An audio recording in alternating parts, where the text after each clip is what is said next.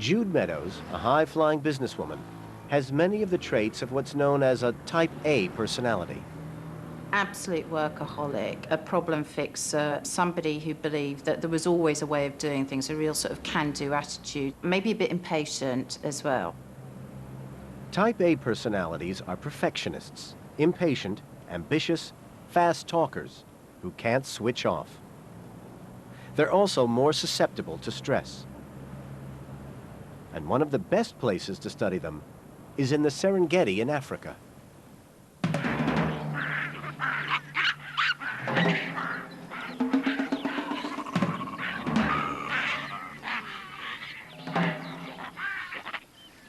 Incredibly, baboons face many of the same social pressures that we do. For the past 25 years, Robert Sapolsky has been studying stress in baboons. So you want to understand why some humans get stress-related diseases, others don't? Go look at a baboon out in the Serengeti. They've got 9 hours of free time every day to devote to just generating miserable psychological stress for each other. They're just like us in our westernized lifestyles. By measuring the levels of hormones in male baboons, Sapolsky has shown that stress-related illnesses, such as heart disease, are dependent on personality. So what counts as a disaster of a baboon when it comes to stress management? I had this guy a few years ago. His name was Nick. He was the epitome of what Type A is about. His worst rival shows up on the field and takes a nap 100 yards away. This is an outrage.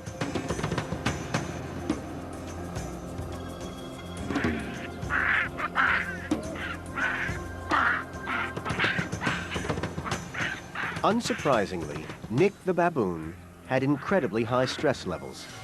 As a result, he suffered from high blood pressure, a depressed immune system, had dangerously high cholesterol levels, and died young.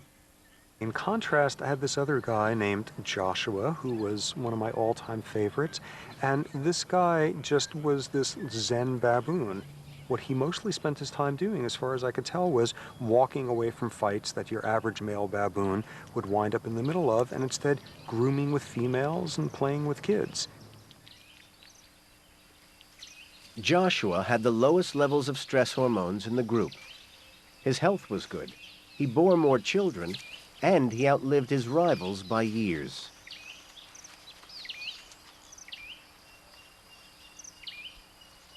Personality has a lot to do with how stress affects you. But if you're a Type A personality like Jude, does that mean you're stuck with it forever? Absolutely not. Lots of studies showing with a lot of work, you can change Type A profiles and you change the physiology as well. But it doesn't come easy.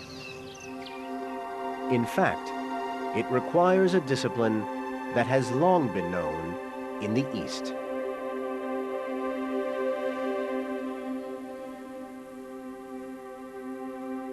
Jude is dealing with her stress. Twice a day, she takes 20 minutes out to meditate. Using a method called transcendental meditation, she repeats a word in her head and tries to free her mind of thought.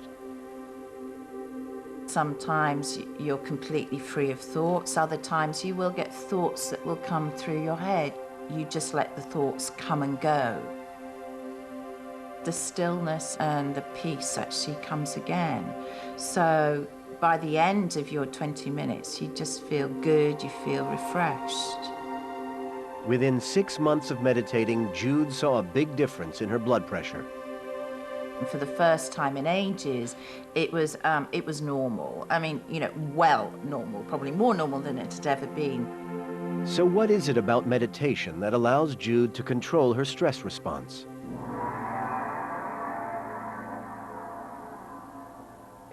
Dr. Herbert Benson has spent 30 years traveling the globe, studying the world's most accomplished meditators. Using modern technology, Benson is trying to understand how meditation appears to reverse the body's natural stress response. What we are finding is that for centuries upon centuries, people had discovered that there's something they could do to counteract the harmful effects of stress.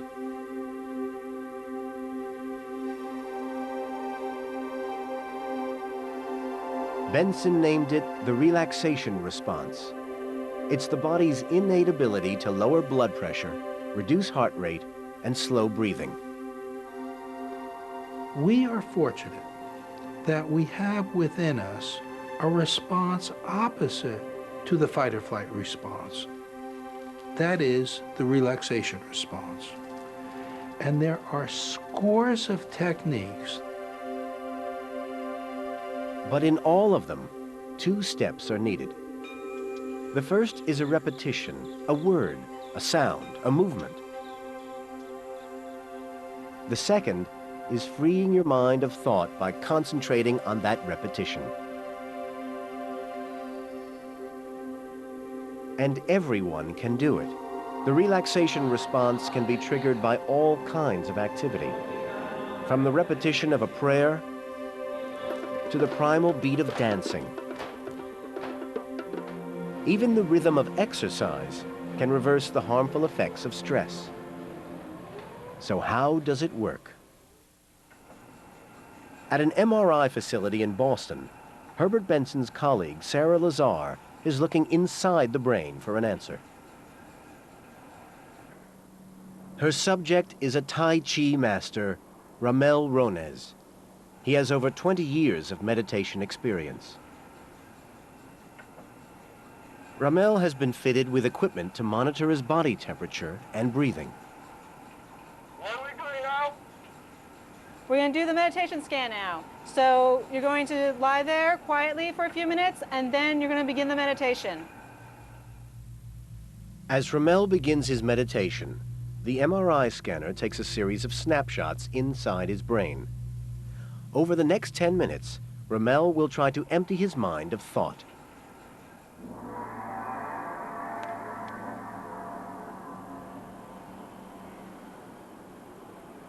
What I was trying to do is focus on my breath slowly, because the breath is nothingness, is empty, is a vacuum. And by doing that, you try to empty your mind from any worries and thoughts, and hopefully reach a deep level of relaxation. As Ramel meditates, his breathing slows to 4 breaths a minute, and his body temperature drops. Inside his brain, activity also slows down, but incredibly, the MRI scan reveals that certain areas have become more active. The red spots show activity. As well as controlling our heart and breathing rate, these are the parts of the brain that control alertness, decision-making, and emotion. It suggests that in a state of meditation, the mind is not only more alert, but that we are able to control our emotional response to stressful situations. If such simple steps, a repetition and the disregard of everyday thoughts, could bring about such profound physiologic changes, what would happen in more advanced people who practice meditation? In 1981, during a research trip to India, Benson witnessed one of the most astonishing feats of mind over body. It's called Tomo Yoga. In the freezing temperatures of the Tibetan mountains, Buddhist monks have learned to use their minds to increase their body temperature. Within 5 minutes of wrapping themselves in icy wet sheets, they can raise their temperature so much that the sheets start to steam. You and I would go into uncontrollable shivering if we wrapped ourselves in a wet sheet in 40-degree weather. These people were able to do just the opposite through this mind-body advanced meditative technique of Tomo Yoga. In less than an hour, the sheets are bone dry. It shows the profundity of what people can do through this type of mind-body advanced meditative technique. Jude Meadows is part of a growing band of people using these ancient techniques to deal with the demands of the modern world. For 3 years, she has been meditating daily to promote the relaxation response and reduce her stress levels. Learning transcendental meditation is the most significant thing I've ever done in my life. It's made a huge difference to me on a health basis. I feel different, and I've seen a difference in the way in which I work. You have that much more focus and clarity. You could achieve the same results, but with less effort. I stopped working weekends and evenings and started to get a bit of a life. So for me, it's the best thing I've ever done. In a world where stress can pursue us like a predator, managing its harmful effects is critical to safeguarding our mental and physical health.